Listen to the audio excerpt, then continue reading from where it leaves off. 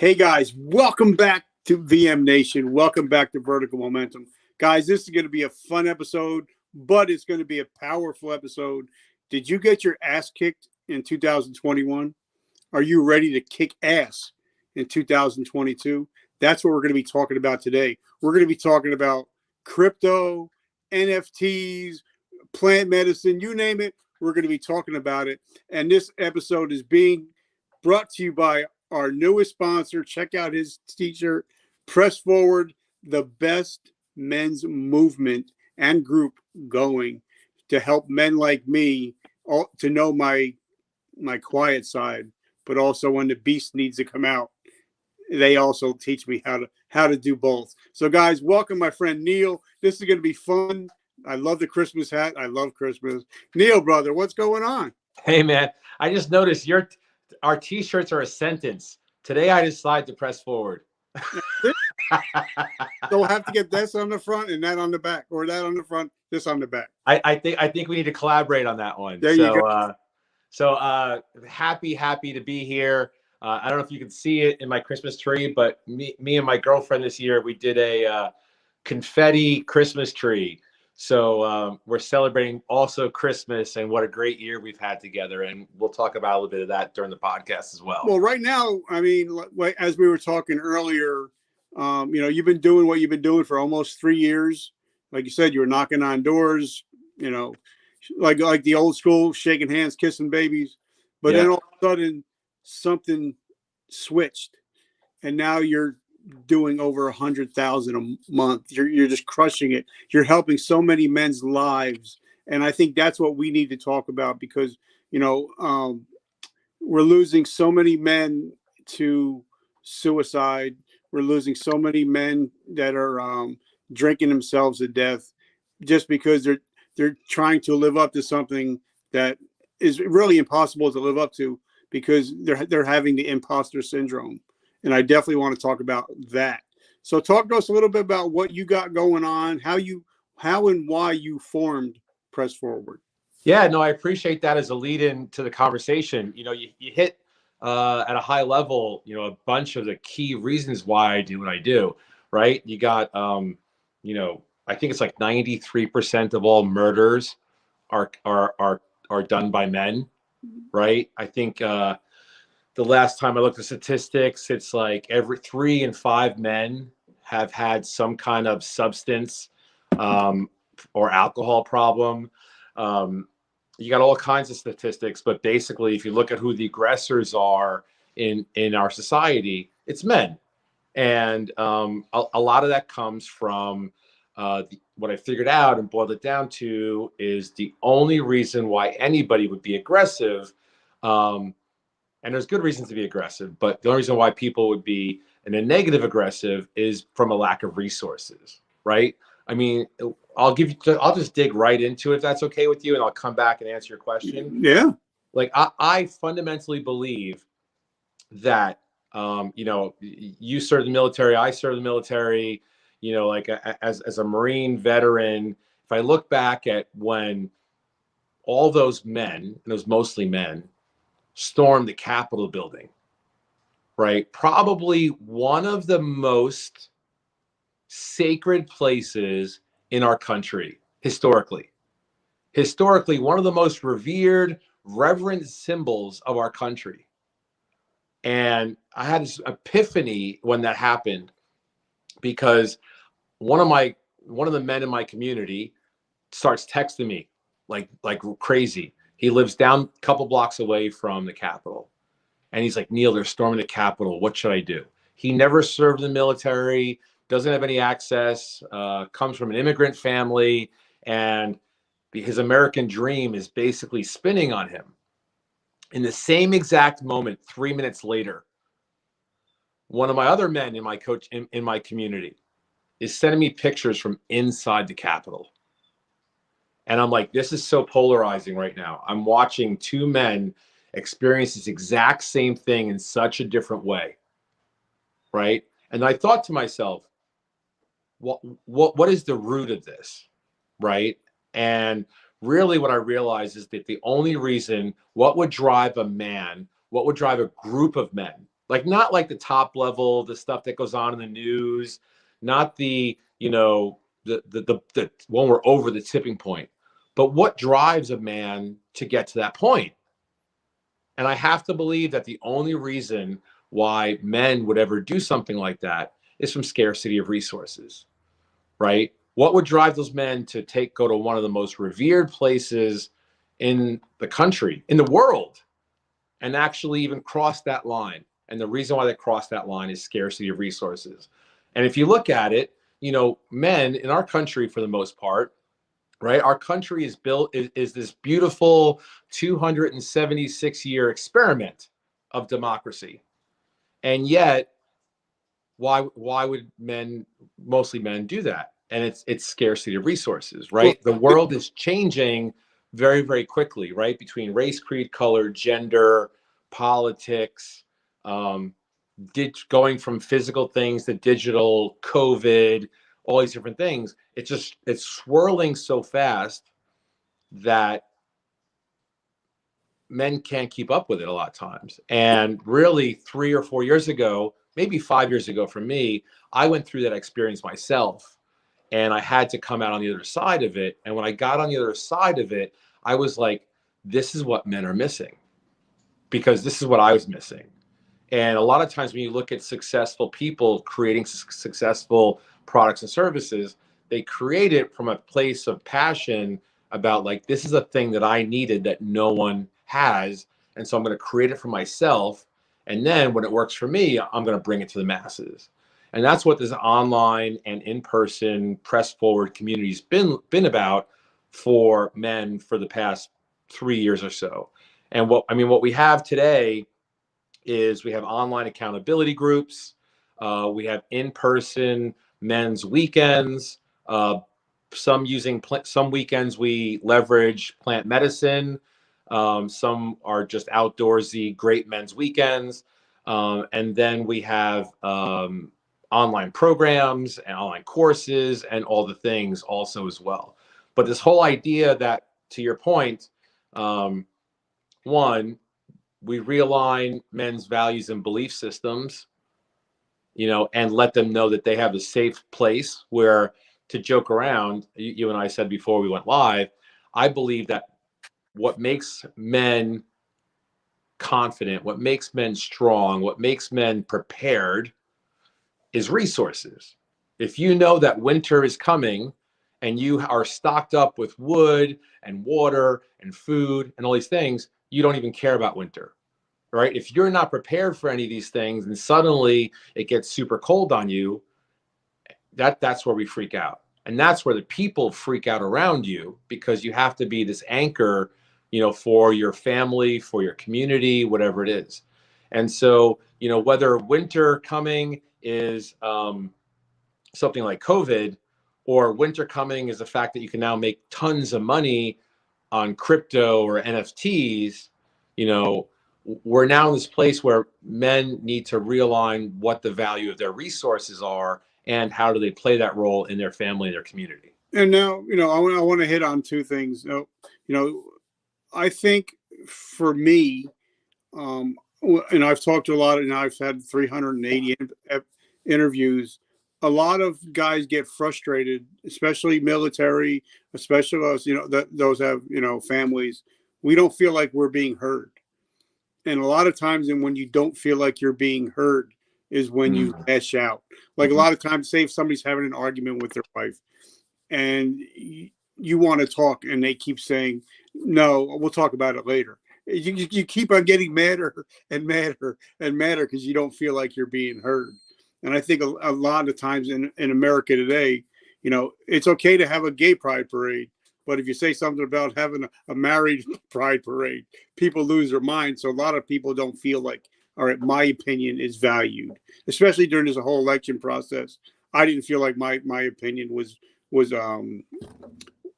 appreciated, but that's my that's my way of thinking about things. But now what you were just talking about is, I think one great thing about being military, for especially for gentlemen like you and people that have served us overseas, that when the shit comes crashing down, we get quiet and it slows down for us to where we can figure shit out. To where when everything else is going crazy around us, we have some kind of ability to just compartmentalize. Yeah. You know what I mean? So I think that's one great thing about, if anybody did listen to this is serving in the military, thank you first of all. But that's one thing I think that we do well is we can, when the shit starts hitting the fan, we kind of slow it down and are able to figure shit out. And I think having a men's group with a bunch of guys, that's amazing, to where you can, especially accountability. I definitely think accountability is probably the most important thing. This way I know, hey, if I write my goals down for the week, and I told Neal, and I got to go to him on Friday and tell him why I didn't hit this goal, then I think it's a game changer, accountability. Yeah.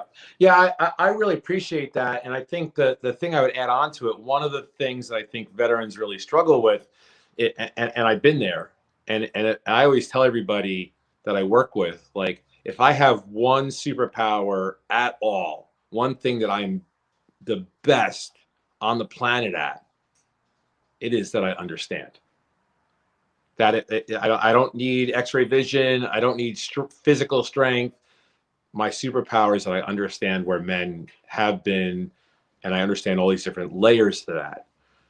And one thing that I've really honed in on with a lot of the work that we do in these groups is being able to compartmentalize the conversations before shit hits the fan, and to,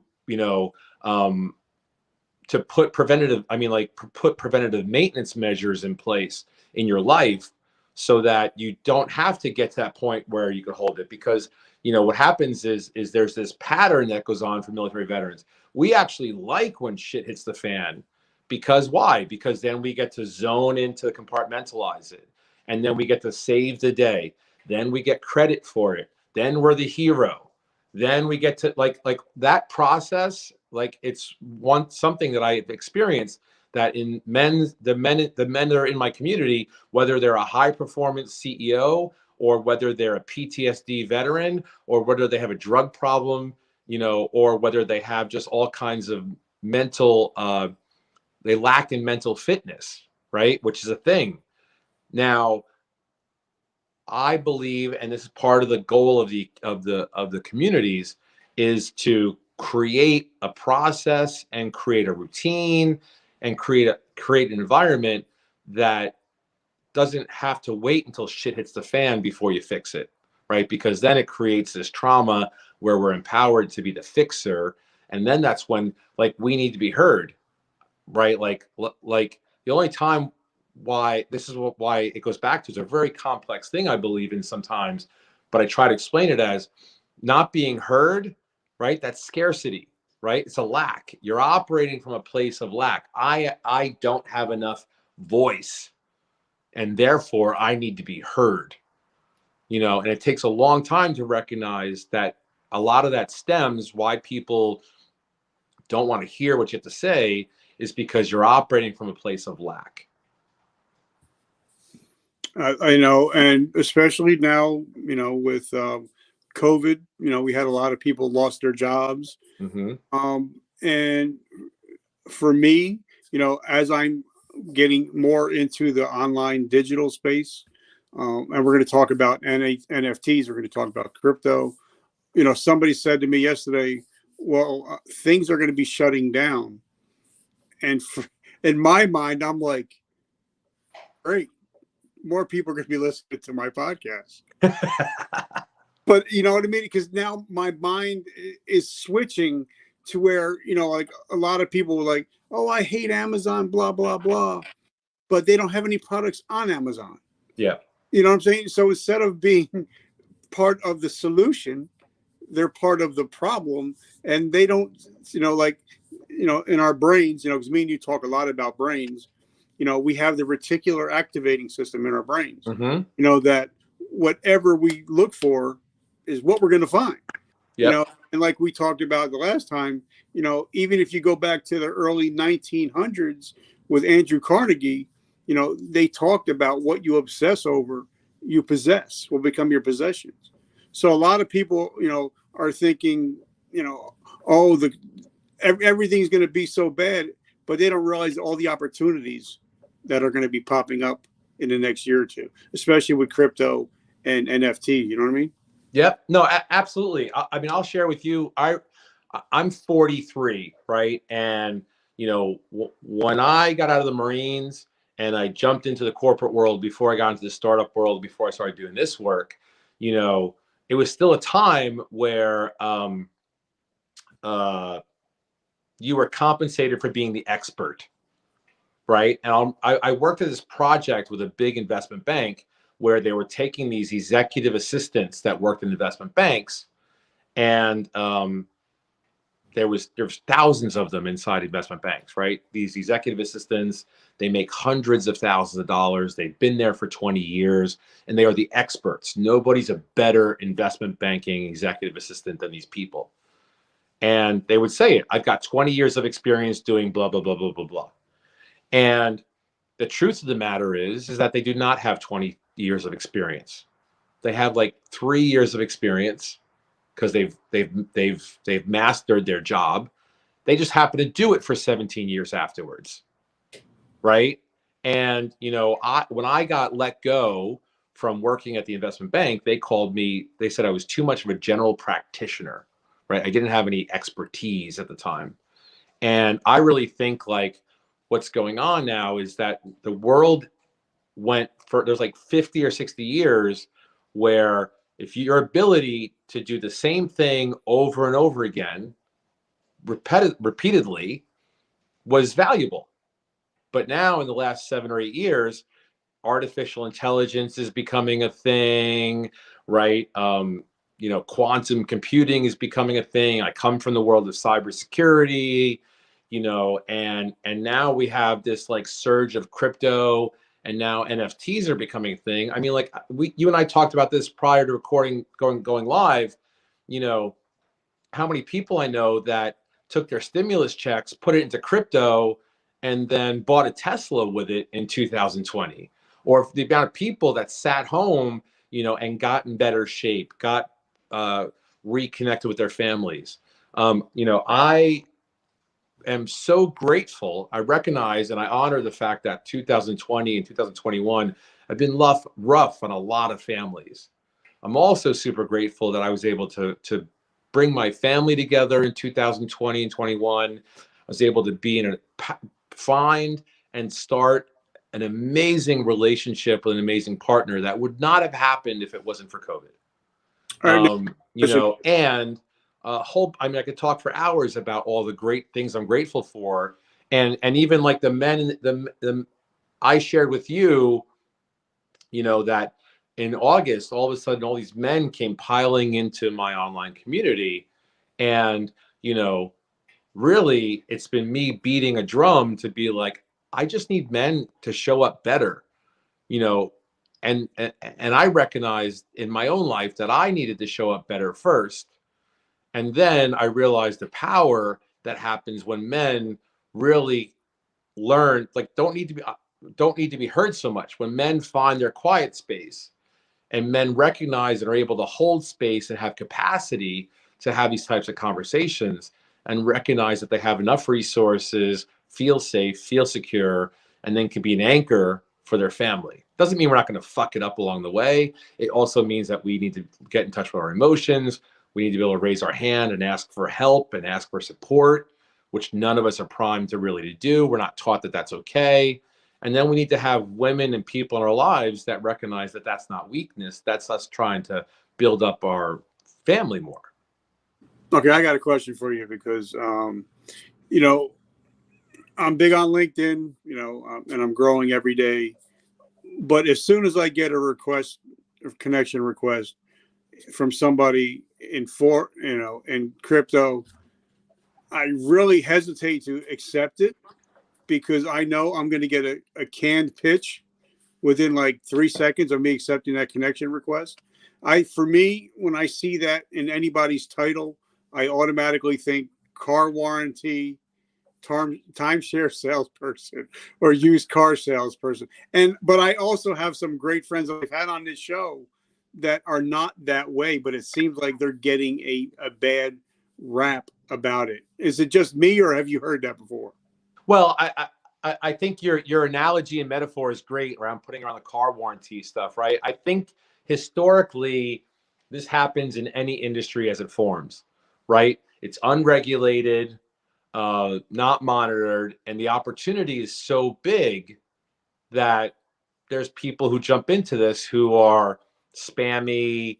There is lots of security risks, in trying to do crypto investing in unsolicited, unproven technologies, tools, all these different things, right? I think the advice I would give to anybody looking to get into crypto is one, and we can dig into the weeds whichever way you want to go, but one, you have to use a wallet, what's called a digital wallet, in order for you to acquire an NFT or crypto in any way, in some way, shape, or form. And you should just look at you starting with some kind of more well-known, accredited wallets, so like a Coinbase, Robinhood. I mean, you can even buy crypto on PayPal right now, which is super safe, just so you can get a feel for really what it is. All right. So now, as you guys know, I'm a low tech redneck, and I'll be the first to admit it. But that's why I have experts like you guys come on and talk.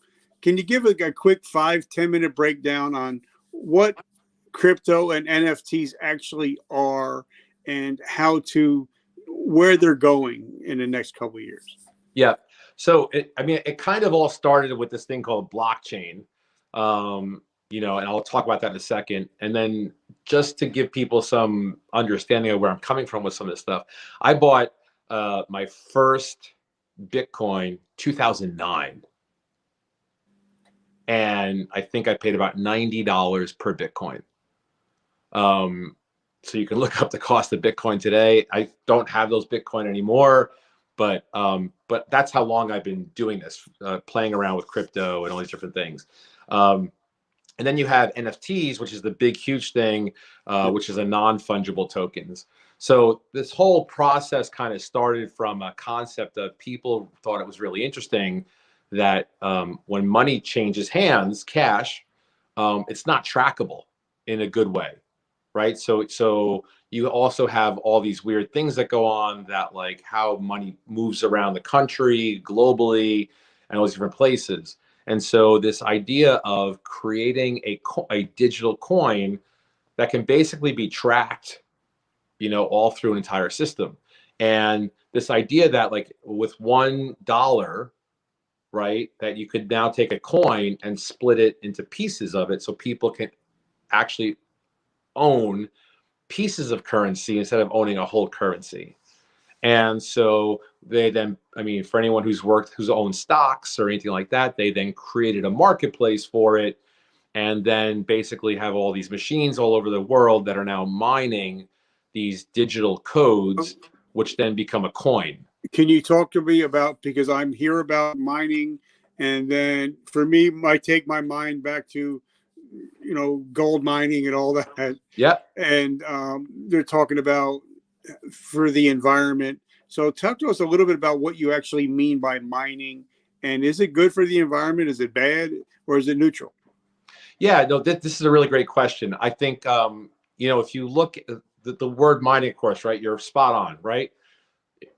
We find value in looking for things, right? Like that's what it comes down to, right? So whether it is digging for gold, or digging for diamonds and mines, or printing currency, right? We print dollars, right?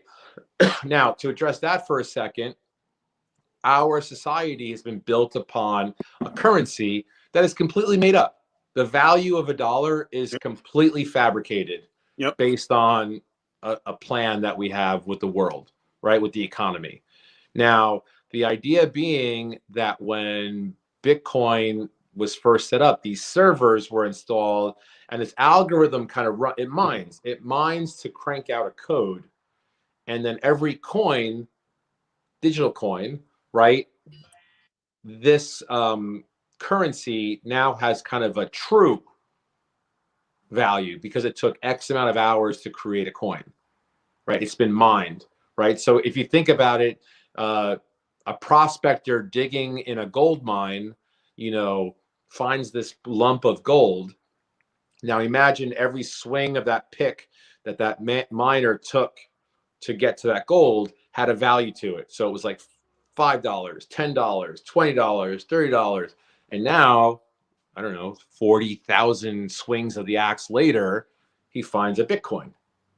Then that Bitcoin goes out into a marketplace, someone buys it or buys a piece of it, and they go, now I now have this digital currency that actually has a real value tied to it. Now the challenge for that is that with the cost of Bitcoin surging because people are now buying them, you're absolutely correct. I think that there are some energy solutions that we've got to figure out. It's probably not super good for the environment at this point because the amount of hours and days and weeks that it takes to mine one Bitcoin. And I think that goes with like everything though in our world, is that every single thing that we create, the first couple of years that we create it, we're very sloppy with it. We don't think about sustainability early on. And then once we get into a steady state, we then start to think about how we can more, from an efficacy, sustainability, and efficiency standpoint, figure out how to do it better. Okay, now for me, as people know, I'm a creeper. I like to watch. I like to, like when I go down the shore for the summertime, I'm a people watcher. I like to watch people, what they do, what they wear, why they wear it. But I'm also, like my friend, Gary Vaynerchuk always talks about, he's very heavy on NFT right now. So for me, in my opinion, for 2022, the top three things are going to be crypto, NFT, and plants. Those are the top three I think that's going to grab the most headlines in 2022. Because especially here in New Jersey, New York, they're getting ready to, they already legalized it, so they're getting ready to release it all. So I think those are going to be the top three things that are going to be money makers in the year 2022. What are your thoughts? Yeah, I think I completely agree with you on that. And here's why.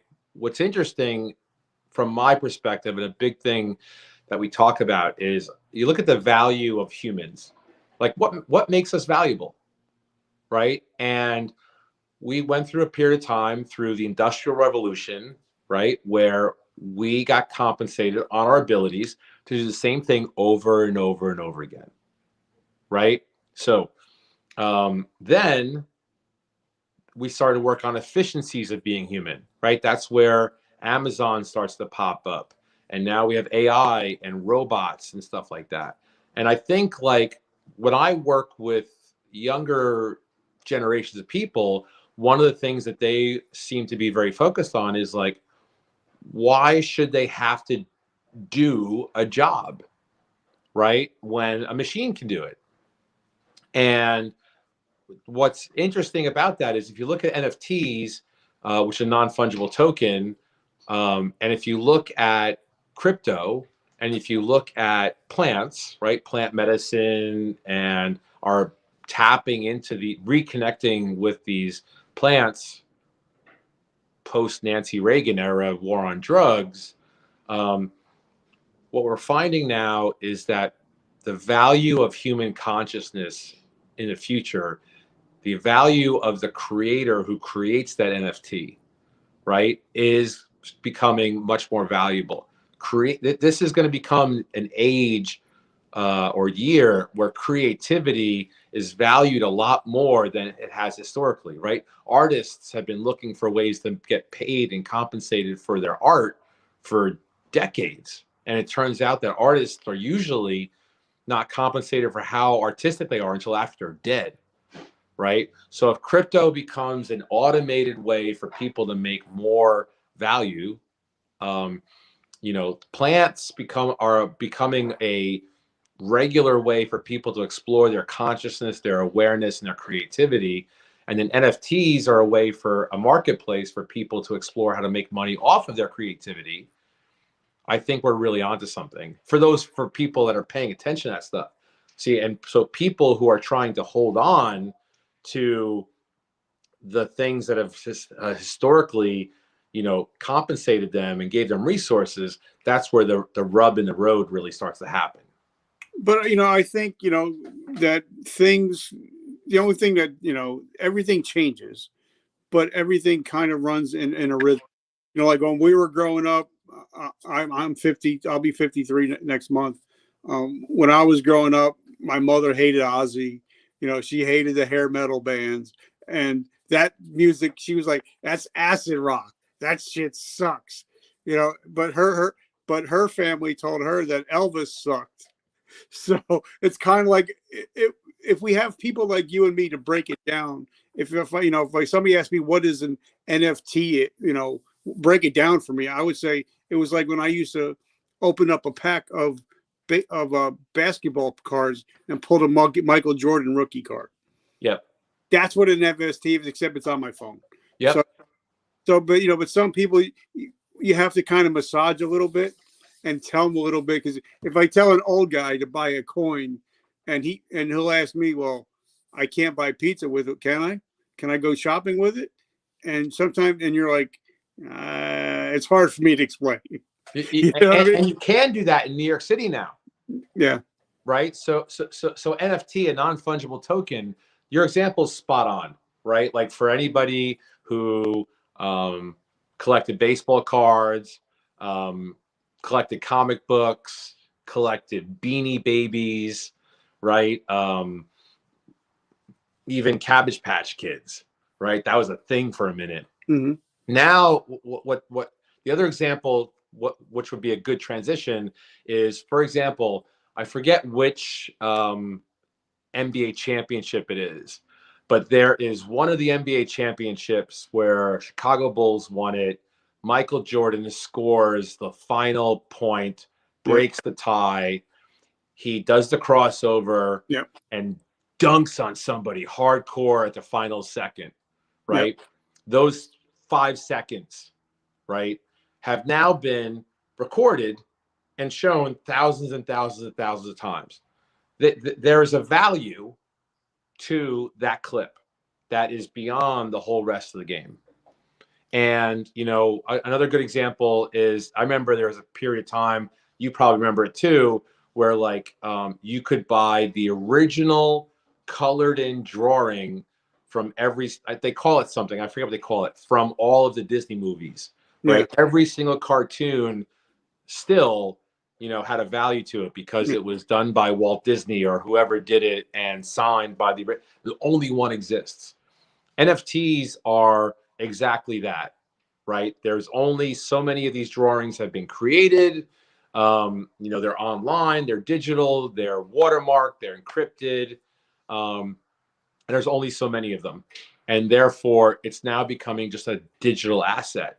And I think the thing that is most important for people in 2021, 2022 is you got to understand, at least at a minimum, how these things work and accumulate a couple of them just to go through the process. Because if it becomes a big thing, like if you're counting your pennies and your physical quarters and you're wondering why you're operating from a place of scarcity in your life, and yet somebody else, bought a digital asset online for $15 or $20, and that becomes worth $2,000 in 6 months, it's a thing.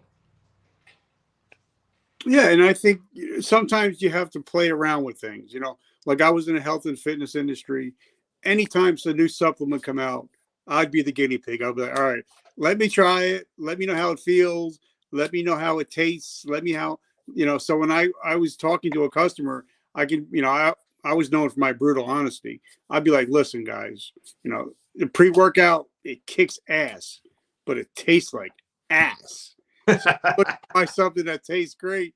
This is not for you. But if you want a kick-ass workout, this is what you need. And they'll buy it, And I think that's something like you're saying, even if you just go buy a something Coinbase, crypto based, even a cheap NFT, just so you know how to the system. Mm-hmm. Because then once you start getting some money, as long as you know the system, just like McDonald's don't make the best hamburgers, they make the best systems. Yeah. Yeah. So as long as you start to get to know how the system works, then you'll be set up for success in the future. Right. And I think the thing that I love that, right? And I think the thing to think about, going back to something you said, which I very much completely agree with, right? Like Amazon is slowly but surely and fast at the same time, right? Taking over major pieces of the businesses, right? Now you could sit there and you can harp on that. And like you said, people that say that are not selling anything on Amazon, right? Because people that are selling things on Amazon probably like that, right? But if you think about it, what has Amazon done for smart, crafty business owners? If you look at anything, you look at chocolate, you look at candles, you look at knives, you look at belts, you look at leather, anything, you look at socks, you look at plants, like you look at all these little things. What has it created? It's created this amazing marketplace where if you create small batches of things, if you create some kind of artisan thing, like you can now get the crappy thing that you want from Amazon that costs 5, 10, 15, 20, $40, whatever it is. Or if you want a unique customer experience and you want a unique shipping experience, or you want to go into it creates this, it's elevated the value of handcrafted things. It's elevated the artisanness of things. It's kind of like, we both, you're from New York, I'm from New Jersey. Anybody can have a motorcycle, but not everybody can have an Orange County chopper. Right. Yep. There's a difference, and you're going to pay, you're paying 40 grand at the local Harley dealer. You're paying 120 grand because it's being handmade for you. So Yep. that's what you're talking about, right? Yeah. And it's happening for coffee. It's happening for bourbons. It's happening for knives. It's happening for plants. It's happening for just about everything. There is somebody else doing you can get the Amazon version of it, or you can get our experience. So now, okay, everybody knows that my avatar is a 45-year-old father of 3, underemployed, and maybe he's just biding his time until the new year, and he's like, yeah, it's just going to 2022 is going to be like 2021. What do you say to that guy that has those ambitions and those goals, but don't know where to go to start crushing it in 2022? Oh, I love this question. Thank you for asking it. I believe that left to our own devices, every man on this planet will walk a slow hike of desperation to their own depression. You leave us alone, we're just gonna do it. We're gonna pick up the pickaxe, put it on our shoulders, say all that we're capable of is working, getting a paycheck, coming home, and then taking your vices, whether it's porn, alcohol, women, pills, whatever it is, and you'll get up and do it again. And you will just we just will. And if you're tired of that, and you believe that you have these goals, then the first place is that one, you need to get a support system, hands down, right? I always say to everyone, if you take 4 guys who work out at the gym and go to the gym every week, and if you don't go to the gym every week and you meet with 4 guys who don't go to the gym for coffee a couple of days in a row, your mind is automatically going to be like, fuck, I want to go to the gym. Because it will elevate you. So the first step is you got to get a support system, which is one thing that our accountabilities do. It's a support system more than anything else. 2, you got to get a routine in place that then creates that. And people go, routine's a hard word. Habits is a hard word. You watch all these people, Ed Milet's, the David Goggins of the world, Jocko Willenick's, all talk about these intense morning routines, and it freaks us out because it seems like it's hard. Super easy place to start. 1, have a couple of moments of gratitude in the morning. 2, take a couple of minutes and breathe. 3, stretch your body physically. You can do this, I'd say 5 minutes of each, 15 minutes in the morning. It's a great place to start. And talking about that, I was just watching Tony Robbins last night, and that is exactly his first 15 minutes of the day. He doesn't know hard workouts. It's not running. It's just being quiet, breathing, stretching, and having peace. Yep. So, wow, you read my mind on that one. I must be doing something halfway right, brother. So and then the idea, like I as a veteran, I believe in this philosophy of you have to unpack your pack, right? And for anybody who's a veteran, when you train in the cold, you train, in the desert, you train in the jungle, you're going to bring the right gear, for the right mission, right? And what happens as humans is that we go through these stages of life. Your 20s, your 30s, your 40s, your 50s. You're married, you're divorced, you're a dad, you're not a dad. You're a dad, your kids get older. And I look at this pack that we carry through our lives where we're often emotionally still carrying the wrong gear for the mission that we're on. And I really like to take men through this kind of review process to review the things that you're carrying, from your life. And I really think, like, one of the most powerful things I can say to anybody is that because of the way our health systems work now, and biologically and medically, we're living so long, right? 70, 80, 90 years old. And as a human who all 4 of my grandparents lived into their 90s, my 2 grandfathers are still alive and over 94 years old. I think that the current version of yourself has a responsibility to an older version of yourself that you will unpack your pack before you get too old to do it. Now, one thing I love that and it just brought me back. When everybody graduates basic, they're all hardcore, hula gung ho, and then we were getting ready to go. I got to my new unit. We were getting ready to go on my first field training exercise. I brought all my duffel bags, and I had the old crusty E7. Sat down, went through my bags, and started. You don't need this. You don't need that. You don't need this. And I'm like, why? He's like, because you're not going to need it. When you're in light infantry, whatever you carry, whatever you bring, you got to carry. I was like, oh. So I think one thing about accountability, like you're talking about, is you have these people that have been there, done that. Yep. You unpack your bag. So help them.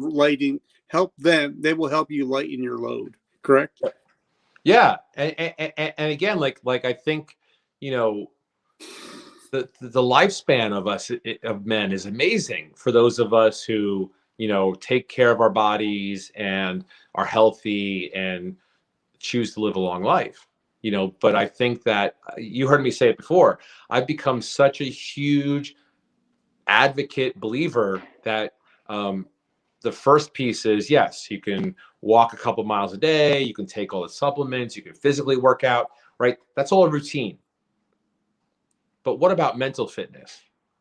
There has to be a process that if we can now keep our bodies alive for so long, we need to actively work on our minds, and we need to be mentally fit as well. And with that comes having to work on it through the plant medicine stuff, supplements, daily routine, mindset, gratitude, meditation, all these things, because otherwise you're just going to have this meat suit, as I like to call it, get old and then just kind of sit there. And even if you lived an amazing life, you're just going to be stuck in a wheelchair or whatever version of that happens. And I think the mental fitness piece is so important. Now, for me, I grew up, I grew up in New Jersey, but I grew up in South Carolina. I was there for, 10 years, and that's when I became a man. And I noticed that there would be old guys. I mean, I'm talking old. They would smoke 4 packs a day. Mm-hmm. They would drink their whiskey. They would drink their beer. and they would live a long and happy life because they weren't stressed out. Mm-hmm. So talk to us about de-stressing, and also how sometimes some of the plant medicines can help with de-stressing. Yeah, no, this is a really great question. I appreciate you asking it. When I started getting into this work, I really struggled with this idea of being a coach, right? It's a forming industry. There's pros and cons. There's good coaches. There's coaches who need to do some more work. And so I reached out to some friends of mine who were anthropologists.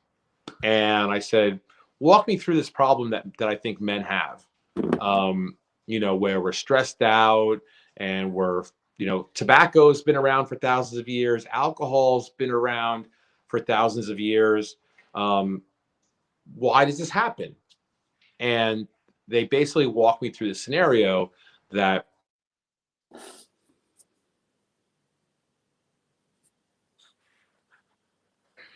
there we go. I think you muted me for a second. I'm sorry about that. Even if you think about cigarettes, right? The reason why cigarettes feel good is because it's your breath. You take an inhale, you take an exhale. And, over time, people start to get stressed out and then say, how do I feel better? Well, I'm going to go have a cigarette. And then you tie the anxiety to the cigarette. Then you feel stressed when you smoke or when you don't smoke, right?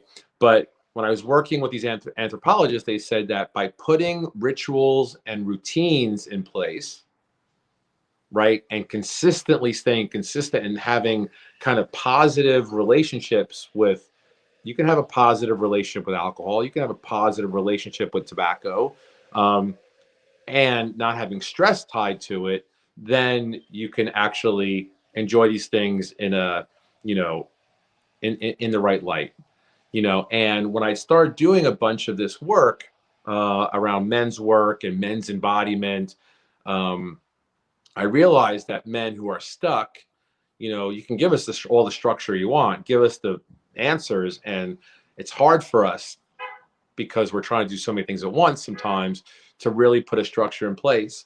And what I found is that when I explored through the world of plant medicine, this was able to tap into places consciously or even unconsciously, subconsciously, that allowed me to actually make these lasting kind of changes. And that could be a mix of, I mean, I think you've seen it, but I microdosed, and I've done plant ceremonies for about 18 months. So I've microdosed and done plant ceremonies on just about everything from psilocybin, ketamine, MDMA, ayahuasca, San Pedro, a whole bunch of other things as well.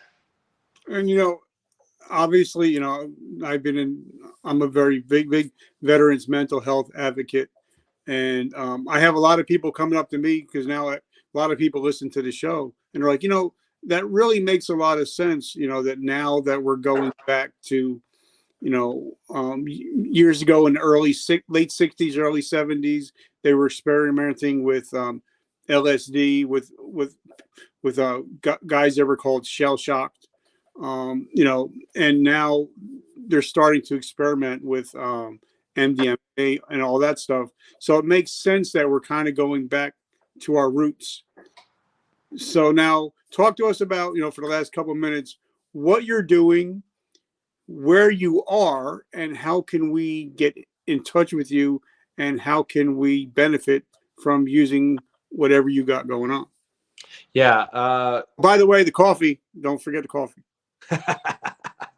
Well, I think coffee beans is a form of plant medicine. Yeah. It's a plant, right? And it's intentional, and it's a huge market. And so I set out to create a coffee brand, Press Forward, that was a positive brand, right? A positive brand where from, all throughout the entire process, veterans are touching, right, the entire process of this coffee bean. And, I think we're moving into the world where I really like to educate veterans when they want it, on how they can start businesses. And so I constantly start new businesses for the purpose that if a veteran came to me and was like, I don't know how to start a business, I can help in that capacity. Now, where we're headed with Press Forward is the goal for 2022 is to get 2,500 men into the community, and to have this online and in-person community of men who share in a shared values and belief system. And we're starting next year Press Forward Women as well. So we're going to have an online women's community of women who support this type of work as well. And we're doing 7 large events next year. We're doing plant medicine ceremonies. We're doing men's weekends. We've got Press Forward merchandise. And we're going to continue to build this large community. Okay, now, and of course, hopefully I'll be able to come to some of the events since we're right here in New York, New Jersey. I'm pretty close. What I found is that if you don't have skin in the game, you're not going to really give a shit. Just like if somebody said, I'm going to give you a free membership to the best gym in the world. 99% of the people will go for a week. And then because it's free, they're not going to go. Even though it's the best gym in the world, if it's free, they don't have any skin in the game. And if they're not seeing that, $100 a month coming out every month, then they'll go to the gym because they're like, hey, I'm paying for this. But if they don't have skin in the game, they're not going to really care. So talk to us. I'm sure it's not free what we're talking about. They have to have some kind of skin in the game. Well, I completely agree with that. It's interesting when I started to knock on doors about running these online accountability groups, right? People would say stuff like this: "Oh, I belong to a men's group at church," or I go to AA and I have my accountability, or I have a group of guys I get together with, and same exact thing you're talking about, right? Like, you can't have any accountability unless there's some kind of responsibility to it. I mean, like, even lots of these new gym, just to go back to your example, if the gym is only charging $10 a month for you to belong to it, they're actually hoping you don't come. Yeah. They're hoping that $10 just slides underneath the radar. The same exact thing with accountability, right? Like, and something that is extremely different about my coaching process and my process for accountability is exactly that. If you, Richard, handed me your plan and you said, Neal, here's my plan for 2022. I'd like you to keep me accountability for it. In 3 weeks, I go, Richard, where are we on number 6? You're just like, I didn't do it.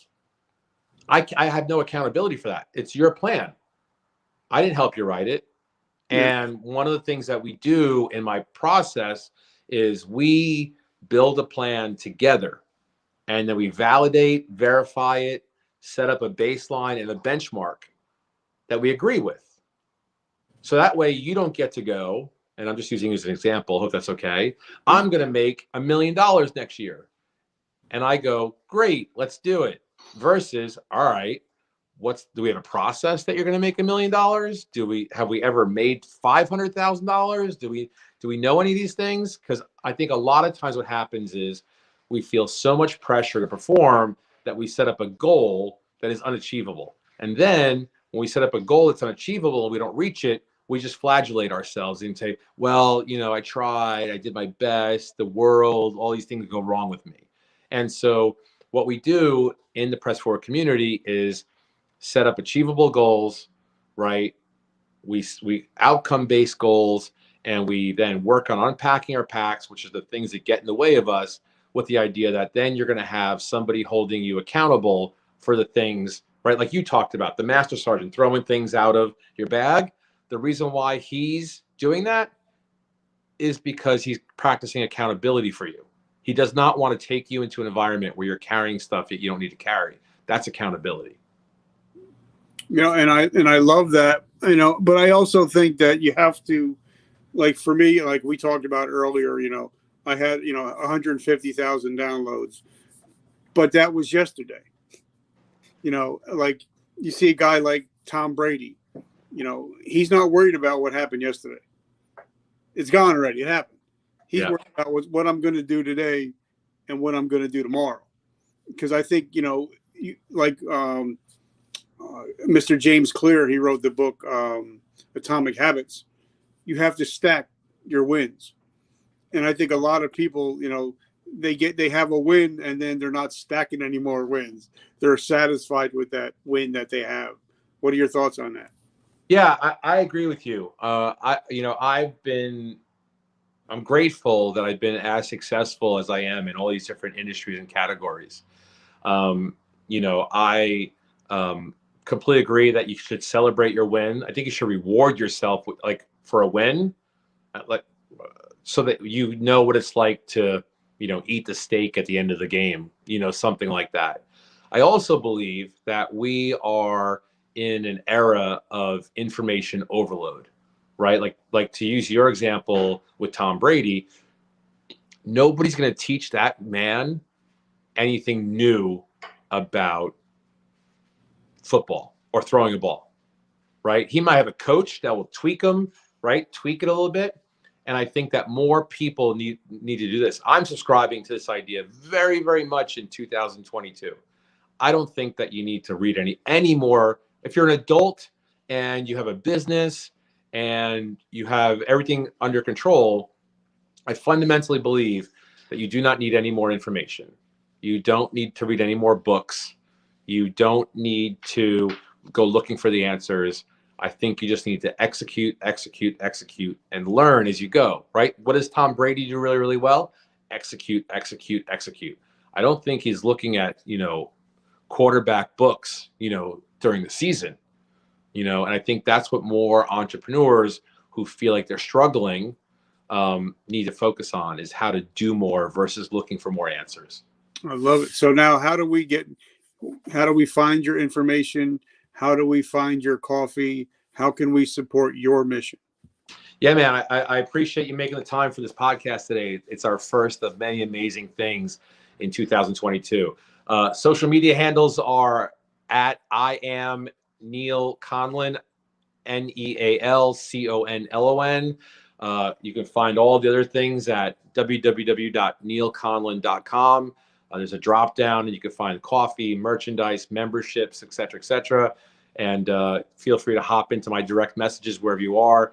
I'm pretty active on all the things. I love it. So guys, make sure that you are pressing forward, because Tony in accounting is probably putting in more hours than you are right now. And he's going to crush your ass in 2022 if you don't start pushing. Remember, the holiday is a day. It's not the week. It's not, we still have, it's only was it the 20th today? Yeah. So we have 11 more days to crush it. So make sure you guys are crushing it and moving forward. I want to thank Press Forward for sponsoring our show. I can't wait for our future. Guys, if you love what we're talking about, definitely check out the new website, verticalmomentumpodcast.com, where you can get all of our swag, our hoodies, and this episode will definitely be on it. So, guys, remember, vertical momentum, the only way to go is up. Neal, I love you, brother. Have an amazing, amazing week. Awesome. Thank you, brother. Thank you for doing this. And again, I like the t-shirt sentence. Today, I decide to press forward. There you go. We got to get it together. All right, bye.